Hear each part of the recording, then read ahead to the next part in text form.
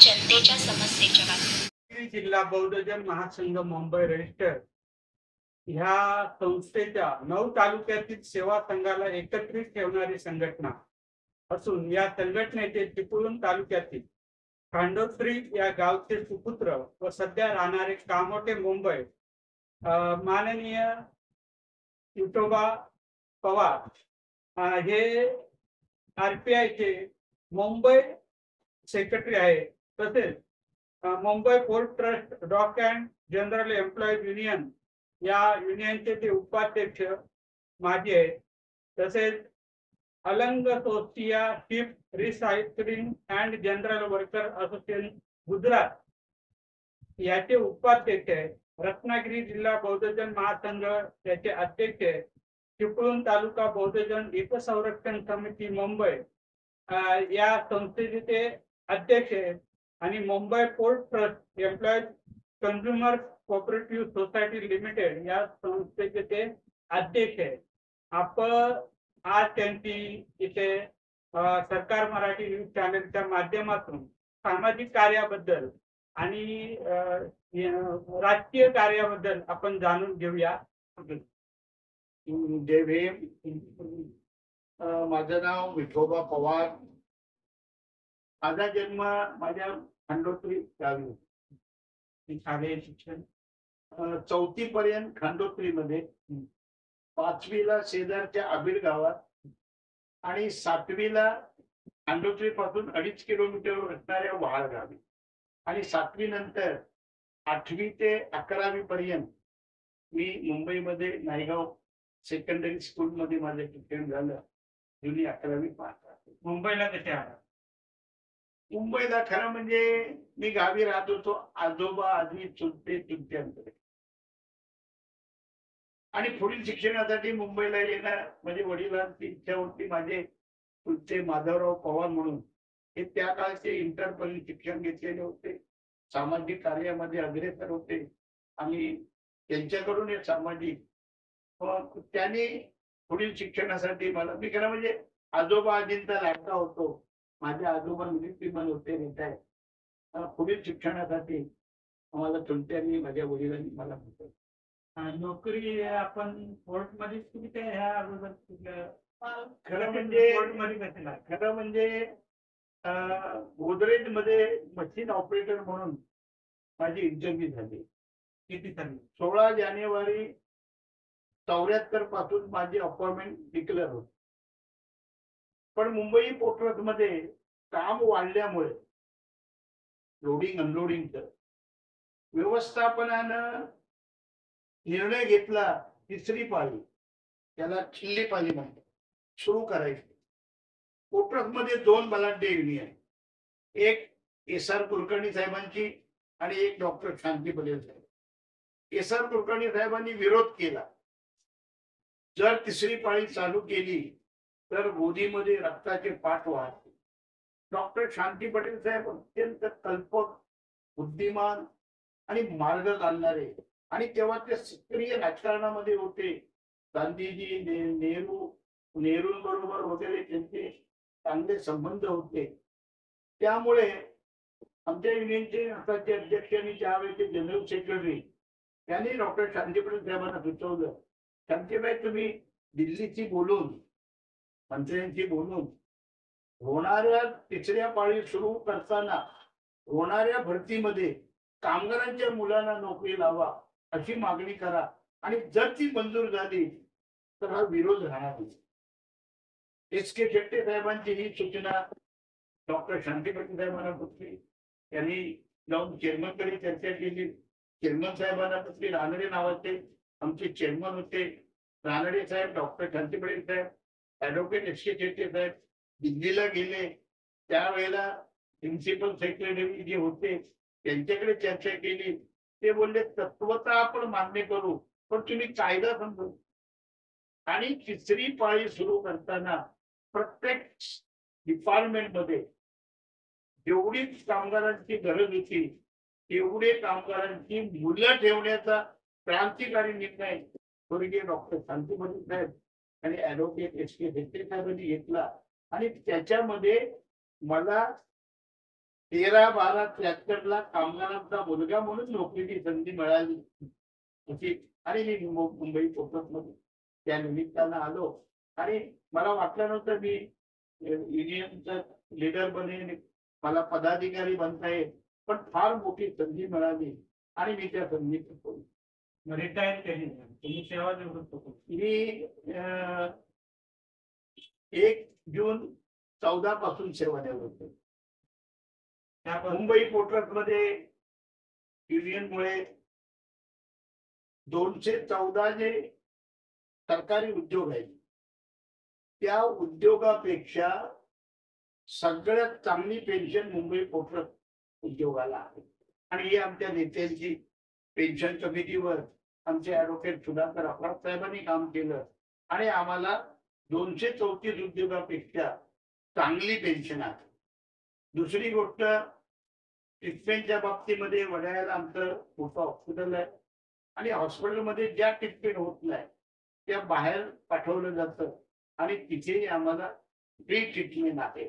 म्हणजे या 2 गोष्टी आमच्या युनियनच्या नेत्यांनी मेहसा कुलकर्णी साहेब असतील, डॉक्टर शांती पाटील साहेब, आमचे ऍडव्होकेट SP टेके साहेब आणि जुने इतर नेते यांनी या 2 गोष्टी बाबतीमध्ये अत्यंत चांगलं काम केलेलं आहे आणि त्याचा फायदा चांगली पेन्शन आहे.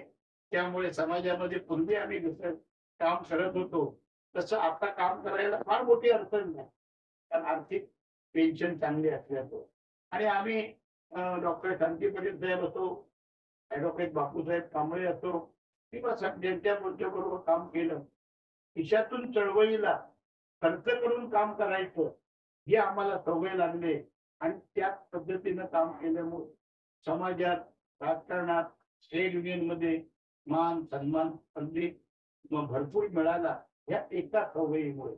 आणि आमच्या चिपळूण तालुक्यामध्ये अशा शेकडो कार्यकर्त्यांची फळे आहे की जे आपल्या खिशातून पैसे खर्च करून लोकांचं किंवा संस्थेचं काम करण्याची भूमिका आज आमच्या संस्थेचं एक ध्येय वाटला. भरपूर कौटुंबिक तुमची माहिती. खरं म्हणजे माझे वडील आणि 5 भाऊ एकत्र होते. माझे वडील 83 ला रिटायर झाले, तो पण एकत्र होते. नंतर आम्ही वेगवेगळे झालो. त्यांचा विचार एक आहे, शेती वगैरे गावी चांगली असायची, म्हणजे एक तुमचे त्यांना आम्ही संसारिक म्हणायचो. ते फार गावातून संख्य होते, गाव बनवत नाही ते सब्जेक्ट होते. आणि मग आता वेगळं झाल्यानंतर मी, माझा कुटुंब आहे, मला 2 बहिणी आहेत, आमचं सगळ्यांचं अगदी व्यवस्थित आहे. मीही खरं म्हणजे जसं मी मुंबई फोकसमध्ये मुलांना शिकवा हा विचार राबवला, तो विचार मी माझ्या घरीही राबवला. आणि मी राबवला म्हणण्यापेक्षा माझी पत्नी सुजाता विठोबा पवार, हिला गव्हर्नमेंटनं स्पेशल एक्झिक्युटिव्ह ऑफिसर SEO हा बहुमान दिला होता. मी बौद्धजन पंचायत समितीच्या 4 जिल्ह्याच्या मध्यवर्ती महिला समितीवर पूर्वी सेक्रेटरी होती आणि आता उपाध्यक्ष आहे. जवळजवळ 22 वर्ष काम करते.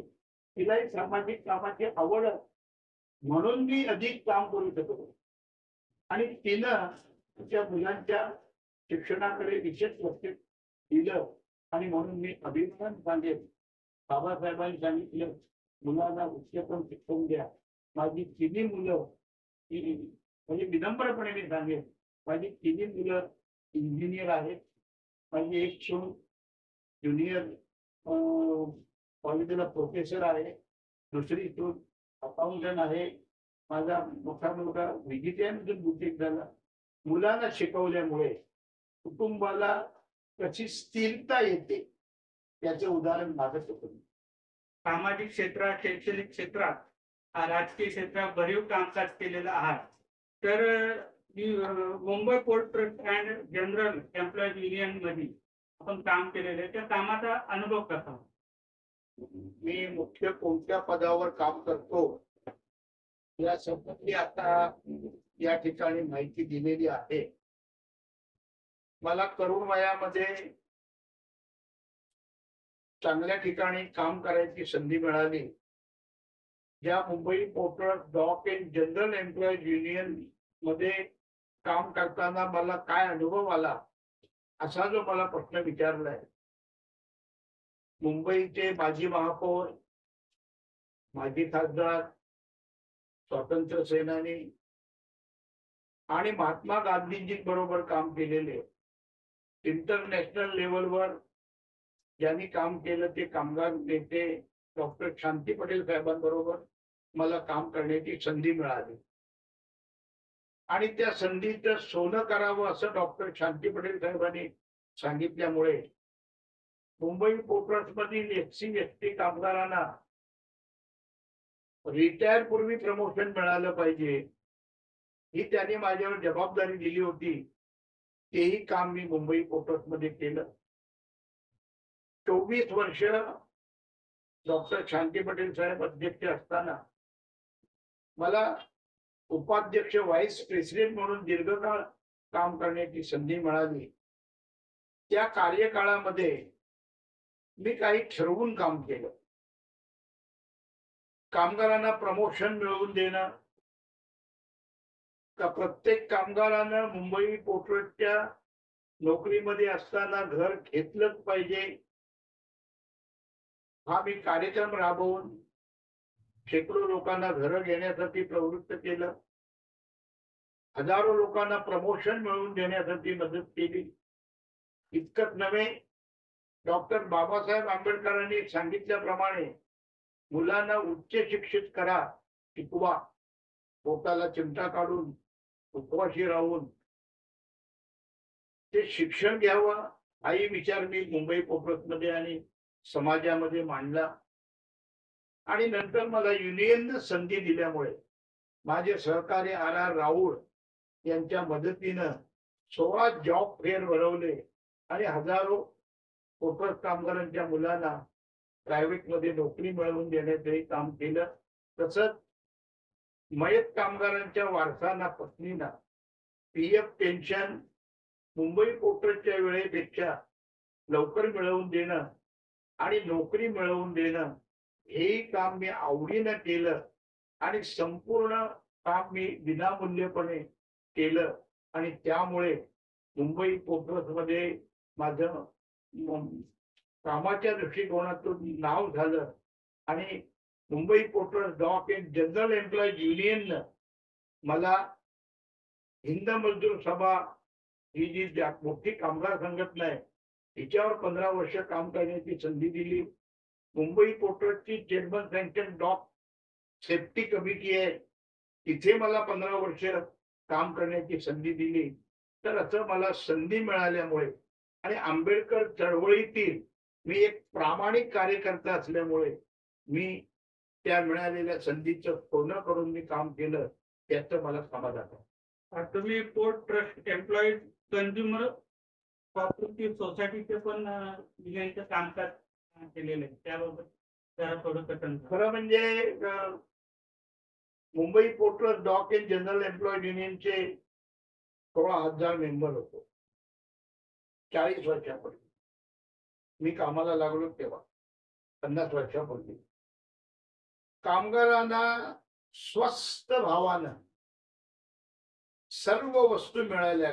घराला लागणारा किराणा, तेल किंवा टीव्ही, कॅम्प्युटर, बाईक, ह्या वस्तू मिळाव्या म्हणून डॉक्टर शांती पटेल, ॲडव्होकेट एस.के. शेट्टे साहेब, डॉक्टर शांती पटेल साहेब यांनी कंझ्युमर सोसायटी स्थापन केली. आणि त्या कंझ्युमर सोसायटी मार्फत कामगारांना सुलभ हप्त्यावर या वस्तू उधारीवर आणि हप्त्यावर देण्याचं या सोसायटीनं काम केलं. ही सोसायटी कामगार कमी झाल्यामुळे अडचणीमध्ये होती आणि त्यावेळेला आमचे नेते ॲडव्होकेट एस.के. शेट्टे साहेब यांनी मला चेअरमन म्हणून केलं. आणि बंद अवस्थेत असणारी सोसायटी पुनर्जीवित करण्याचं काम माझे सहकार्य रतनकुमार जाधव, आर राऊळ किंवा नरेंद्र वाडीकर यांच्या साह्यानं मी त्या ठिकाणी केलं, याचा मला अभिमान. राजकीय क्षेत्रात पण तुम्ही आरपीआयच्या माध्यमातून आपला अनुभव खरं म्हणजे मी सक्रिय राजकारणात काम केलेला कार्यकर्ता. 1973 ते 80 पर्यंत मी घटनातज्ञ, माजी खासदार, बौद्ध नेते ऍडव्होकेट बापूसाहेब कांबळेंबरोबर काम केलं. त्याच्यानंतर मी वडाळ्याला राहत असल्यामुळे आणि वडाळ्यातूनच आजचे केंद्रीय सामाजिक न्याय राज्यमंत्री रामदासजी आठवले साहेब यांचा संधावाद सुरू झालेला असल्यामुळे मी आपोआप त्यांच्याकडे आकर्षित झालो आणि 80-81 पासून रामदासजी आठवले साहेबांच्या नेतृत्वाखाली मी काम करतोय.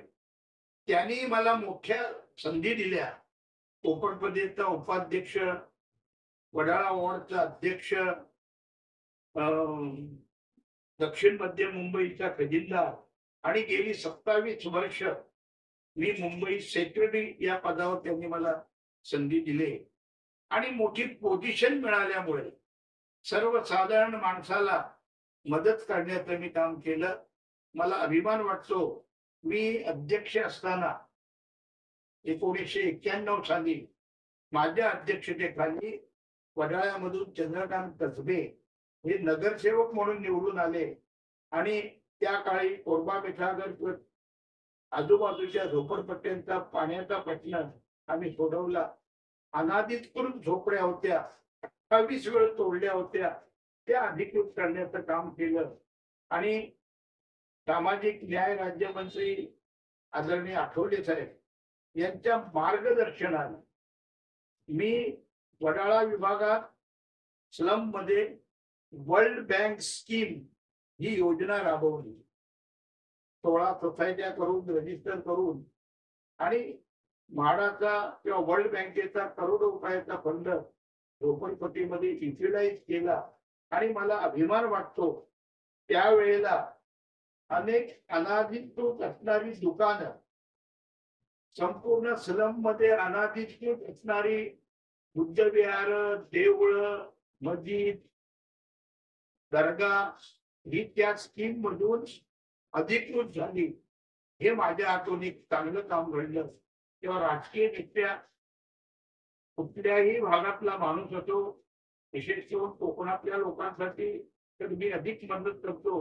पण कोणत्याही भागातला माणूस असो, केंद्रीय सामाजिक न्याय मंत्री रामदासजी आठवले साहेबांनी मुंबई प्रदेश सेक्रेटरी पदाची मला पोझिशन दिल्यामुळे लोकांचे प्रश्न सोडवण्याचं काम मी अगदी प्रामाणिकपणे आणि विनामूल्य करतो असं मला.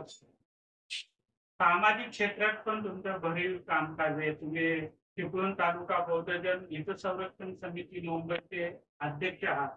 तसेच रत्नागिरी जिल्हा बौद्धजन महासंघ मुंबईचे पण अध्यक्ष आहात. त्याबाबत आम्हाला जाणून.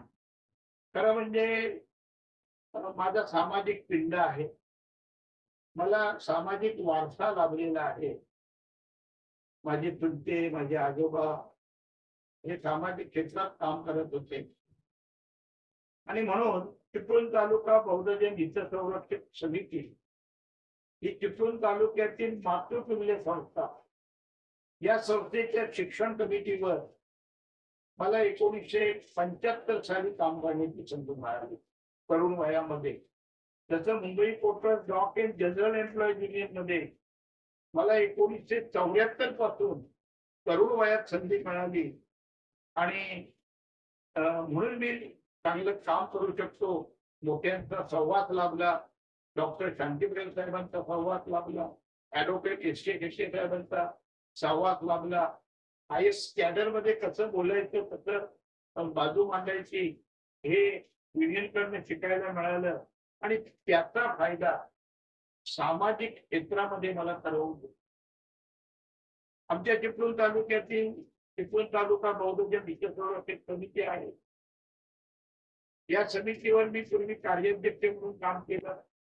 ऍडव्होकेट दयानंद मुळचे साहेबांचं आकस्मिक निधन झाल्यामुळे मी त्या संस्थेचे अध्यक्ष झालो आणि डॉक्टर बाबासाहेब आंबेडकरांचं चिपळूण मध्ये भव्य दिव्य स्मारक तळमजल्यापर्यंत बांधकाम झालेलं होतं.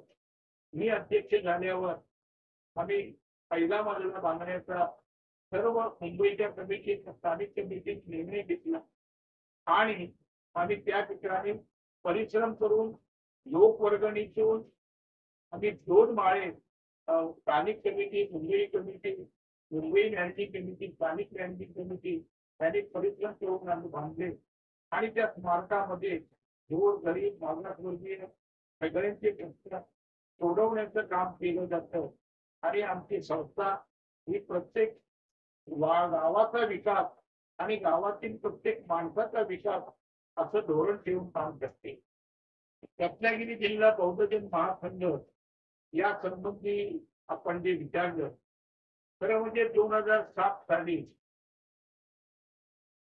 रत्नागिरी जिल्ह्यामध्ये 9 तालुके आहेत आणि 9 तालुक्यांचा एक महासंघ असावा म्हणून पहिले मुंबईमध्ये मिटिंग झाली. स्थानिक ठिकाणातून अनेक लोक या ठिकाणी आले होते. मी नावं घेईन. ऍडव्होकेट दयानंद मोहिते साहेब यांच्या नेतृत्वाखाली त्यावेळेला सुधाकर कांबळे लांजा, त्याच्यानंतर J P. Jadhav Ratnagiri, B P. Mohite Chiplun, Yashwant Jadhav Lanja, advocate Dayanand Mohite साहेब, वील मोहिते साहेब, त्याच्यानंतर रबा जाधव राजापूर, अशा अनेक लोकांनी, मी स्वतः होतो, तसंच गणेश रुपे आमचे दापोली, या आम्ही मंडळीनं एक महासंघ असावा म्हणून विचार झाला, विचार मांडला आणि त्याच्यानंतर 5 वर्ष ऍडव्होकेट दयानंद मोहिते साहेबांच्या मार्गदर्शनाखाली सर्व तालुक्यांना संघटित करण्याचं काम विशेष करून वीर मोहिते साहेब, गणेशजी रुके आणि मी स्वतः आमच्या सहकार्यांना घेऊन आम्ही केलं आणि 2013 साली रत्नागिरी जिल्हा बौद्धजन महासंघाचं रजिस्ट्रेशन केलं. रत्नागिरी जिल्हा बौद्धजन महासंघाचा स्पष्ट उद्देश आहे तालुक्याच्या कोणत्याही कामामध्ये हस्तक्षेप न करता तालुक्याच्या कक्षेबाहेरील जे प्रश्न आहेत ते प्रश्न सोडवण्याचा रत्नागिरी जिल्हा महासंघाने आपला उद्देश जाहीर केला किंवा आपल्या घटनेमध्ये नमूद केलं. या महासंघाची आम्ही रचना अशी केली, 5 पद आम्ही जनरल बॉडीची निवडतो, सभापती, उपसभापती, अध्यक्ष, जनरल सेक्रेटरी आणि फुगिंदार, आणि उर्वरित पद जो तालुक्याचा विद्यमान अध्यक्ष आहे तो महासंघाचा पदसिद्ध उपाध्यक्ष, जो महासंघाचा जो तालुक्याचा जनरल संघ सेक्रेटरी आहे तो महासंघाचा पदसिद्ध सेक्रेटरी, जेणेकरून संघ तालुका संघ महासंघाशी जोडला जावा या उद्देशाने आम्ही रचना केली आणि गेली 10-12 वर्ष आम्ही काम करतो. विशेष करून हा महासंघ स्थापन करण्यासाठी दापोली, खेड, संगमेश्वर, लांजा, राजापूर, चिपळूण या तालुक्यांनी चांगलं सहकार्य केलं आणि या महासंघाचे कामकाज आम्ही सुरू केले. या महासंघाचं कामकाज सुरू केल्यानंतर आम्ही एक जागतिक बौद्ध धम्म परिषद ज्या ठिकाणी थिबा राजांचं प्रार्थना स्थळ आहे त्या ठिकाणी भव्य दिव्य अशी आम्ही 2016 साली जागतिक बौद्ध धम्म परिषद घेतली. तसंच 9 तालुक्यातील बौद्ध समाजाचं एक गेट टुगेदर दामोदर हॉलला आम्ही ठेवलं आणि अरविंद मोहिते आमचे चिपळूणचे आहेत, त्यांचा अत्यंत प्रबोधन करणारा ऑर्केस्ट्रा आहे, तो ऑर्केस्ट्रा ठेवून आम्ही गेट टुगेदर ठेवलं. त्यालाही 9 तालुक्यातील लोकांनी प्रतिसाद दिला आणि अनेक प्रश्न आम्ही हाताळतोय.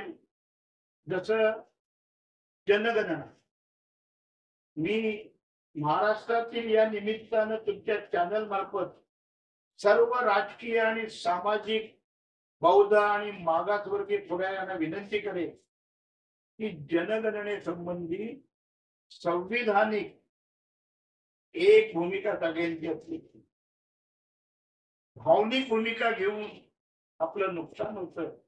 आम्ही जनगणने संबंधी अवेअरनेस करून कमीत कमी जिल्ह्याची एक भूमिका असावी असा आमचा निर्णय आहे. आणि ती भूमिका प्रत्येक तालुक्यात आणि प्रत्येक तालुक्यातल्या घरात पोहोचावी अशा पद्धतीनं आमची भूमिका आणि आम्ही ते काम करणार आहोत. त्याचबरोबर बुद्धगयेत महाबोधी हे एवढं मोठं आंदोलन झालं. आम्ही रत्नागिरी कलेक्टर साहेबांसमोर 9 तालुक्यांच्या वतीनं 1 दिवसाचं आम्ही धरणं आंदोलन केलं आणि प्रधानमंत्री, राष्ट्रपती आणि बिहार राज्याचे मुख्यमंत्री यांना कलेक्टरांमार्फत आम्ही निवेदन पाठवलं. तोही आम्ही कार्यक्रम केला. अनेक आम्ही कार्यक्रम हातामध्ये या संबंधी घेतलेले. राज्यघटना लोकांना कळली पाहिजे, राज्यघटनेमध्ये काय अधिकार दिले ते कळले पाहिजे, या संबंधी आम्ही जनजागृती करणार आहोत. कार्यकर्त्यांचं प्रशिक्षण शिबिर घेणार आहोत.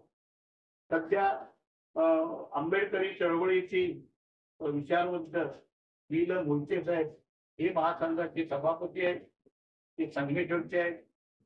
त्याचबरोबर डॉक्टर संजय कांबळे बापेरकर हे उपसभापती आहेत, ते नांद्याचे आहेत. मी स्वतः विठोबा पवार चुकून मी अध्यक्ष आहे. त्याचबरोबर चंद्रकांत तांबे हे राजापूरचे आहेत, हे जनरल सेक्रेटरी आहेत. आणि देशराज तांबे खेडचे एक खजिनदार आहेत. त्याच पद्धतीने आम्ही स्थानिक ठिकाणी कार्यकारिणी निवडले. त्या ठिकाणी प्रीतम रोके दापोलीचे अध्यक्ष आहेत आणि संदेश पवार हे पूर्वीचे पत्रकार आहे, जनरल सेक्रेटरी आहेत. आणि खेडचे आमचे गुरुजी तांबे गुरुजी हे खजिनदार आहेत. आमची रत्नागिरी जिल्हा बहुजन महासंघाची भूमिका आहे. प्रत्येक तालुक्याने आम्हाला 25 प्रतिनिधींची नावं द्यावी, पत्ता आणि मोबाईलसह. स्थानिक ठिकाणातून 20 नावं द्यावी आणि या 25 कार्यकर्त्यांचं आम्हाला प्रशिक्षण शिबिर घ्यायचं आहे. तेव्हा या तुमच्या चॅनलच्या निमित्तानं मी आमच्या रत्नागिरी जिल्ह्यातील सर्व तालुक्यांना विनंती करेन की ताबडतोबीनं 25 लोकांची आम्हाला नावं द्यावी आणि त्यांची जी काही 100 रुपयाप्रमाणे वार्षिक वर्गणी आहे ती देण्याची आम्ही वारंवार विनंती करतो. तेव्हा तालुक्यामध्ये सर्व सामाजिक प्रश्नावर जनजागृती व्हावी, सामाजिक प्रश्नाची जाण सगळ्यांना व्हावी, सरकारी योजना राबवल्या जाव्या. प्रत्येक बौद्धवाडीला स्मशानभूमी असली पाहिजे आणि स्मशानभूमी ते डेव्हलपमेंट किंवा सुविधा करण्याचा गव्हर्नमेंटचा आदेश आहे. त्यासाठी निधी उपलब्ध आहे, तर तोही तो निधीचा वापर व्हावा. त्याचबरोबर बुद्ध लेणी जी रत्नागिरीमध्ये आहे त्या लेण्यांचं संवर्धन व्हावं. त्या लेण्यांचं संवर्धन आणि त्या ठिकाणी आवश्यक त्या सुविधा मिळाव्या म्हणूनही माननीय कलेक्टर पुरातन विभाग यांना आम्ही पत्रव्यवहार केलेला आहे. म्हणजे अनेक प्रश्न तालुका कक्षेबाहेरील आम्ही सोडवतोय. बुद्धगया या ठिकाणी जाऊनही या आंदोलनाला आमचा पाठिंबा देण्याचाही आम्ही निर्णय घेतलेला आहे. सध्या नुकतंच रत्नागिरी तालुक्यामध्ये शिवाराजांचं बुद्ध विहार ज्या ठिकाणी आहे त्या ठिकाणची जागा तिथले पालकमंत्री माननीय नामदार उदय सामंत साहेब यांच्याकडे आपल्या रत्नागिरी तालुक्यामध्ये 3 बौद्ध महासभा आहे, एक बौद्धजन पंचायत समिती आहे. त्यातल्या बऱ्याच संघटनांनी एकत्र येऊन एक ट्रस्ट केला आणि मंत्री महोदयांकडे जागेची आणि निधीची मागणी केली आणि मंत्री महोदयांनी ती मंजूरही केली. 17.5 गुंठ जागा आणि 7.5 कोटी रुपये मंजूर केले आणि त्या ठिकाणी बुद्ध विहार बांधण्याचा निर्णय घेतला. पण बुद्ध विहाराला निधी मिळत नाही म्हणून कम्युनिटी सेंटर अशा पद्धतीचा एक अर्ज ट्रस्ट कडून घेतला आणि ते जागा मिळाले, पैसे मंजूर झाले, वर्क ऑर्डर निघाले. पण तिथं रत्नागिरी तालुक्यातील काही मंडळी याला विरोध करतात. आम्हाला तिथे बुद्धविहार पाहिजे, कम्युनिटी हॉल नको आणि असा विरोध करतायत.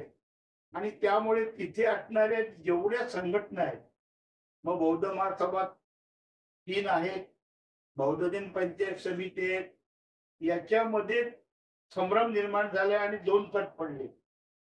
आम्ही जिल्हा महासंघानं या संबंधी कलेक्टर साहेबांची मुलाखत घेतली. कलेक्टर साहेबांना एक कायदेशीर निवेदन दिलं. त्याच्यानंतर हे जे त्या ठिकाणी 2 गट आहेत, एक विरोध करणारा आणि ट्रक्स बरोबर असणाऱ्या जास्तीत जास्त तालुका संघ आहे त्यांचं प्रतिनिधित्व करणारा, या दोघांकडेही बोललो. आम्ही दोघांनाही म्हणालो समाज म्हणून एक भूमिका घेऊया. त्या बाबतीत त्यांनी तयारी दर्शवली. मंत्री महोदयांनी आम्ही जिल्हा महासंघाच्या वतीने भेटलो आणि मंत्री महोदयांना भेटून त्यांच्याकडूनही काही आम्ही खुलासे करून घेतले.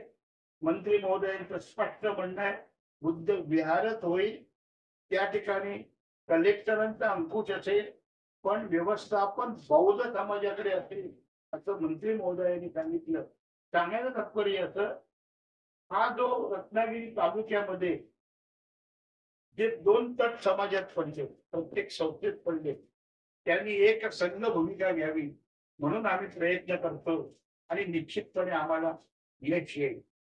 तसंच चिपळूण तालुका बौद्ध जन हितसंरक्षक समितीच्या वतीने हत्तीचा माळ शिर्डी चिपळूण येथे डॉक्टर बाबासाहेब आंबेडकरांनी खोटी विरुद्ध भव्य परिषद घेतली आणि खोटी विरुद्ध कायदा झाला आणि लाखो लोकांच्या कसेल त्याची जमीन नावावर झाली. त्या संबंधीही आम्ही डॉक्टर बाबासाहेब आंबेडकरांचे त्या ठिकाणी भव्य स्मारक उभारावं आणि त्या ठिकाणी बार्टीची शाखा आणून UPSC MPSC किंवा स्पर्धा परीक्षेचं ट्रेनिंग कोकणातील लोकांना द्यावं, कारण या संबंधी कोकणामध्ये टक्काच नाही. तर अशाही पद्धतीने आम्ही माननीय मंत्री महोदय उदय सामंत यांच्याकडे मागणी केलेली आहे. तर अशा पद्धतीनं जमीन तसं आम्ही जिल्हा महासंघाच्या वतीनं, तालुका संघाच्या वतीनं आणि मला चांगल्या मोठ्या ठिकाणी संधी मिळाल्यामुळे जमेल तेवढं आपण काम केलंय. भविष्यामध्ये सरकारी नोकऱ्या आता गेल्या, रिझर्वेशन नोकऱ्यात गेल्यामुळे रिझर्वेशन कमी झालं, तेव्हा आपल्या तरुणांनी किंवा सर्व तरुणांनी, जे तरुण समाजाचं भवितव्य आहे, जे तरुण देशाचं भवितव्य आहे, त्या तरुणांचे प्रश्न सोडवले जाते.